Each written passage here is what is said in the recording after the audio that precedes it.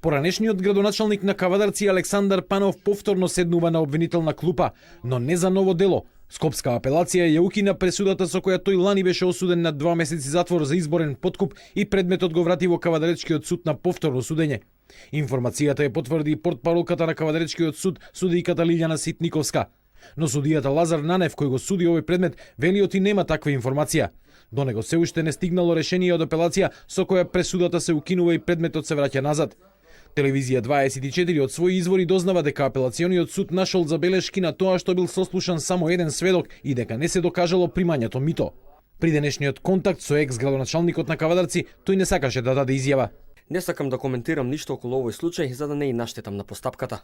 Според обвинението, на 2 дена пред парламентарните избори во декември 2016 година, Александар Панов во својот кабинет делел пари на негови сограѓани за да гласаат за партијата чиишто член е тој. На единственото рочиште кое се одржа лани во август, сведочеше кавадарчанецот Сали Мемедов, кој тврдеше дека градоначалникот му дал 1000 денари за да гласа за ВМРО ДПМН. Поранешниот градоначалник лани по објавувањето на пресудата обвини за политичка хајка против него, а прстот го впери во невладината Мост и СДСМ.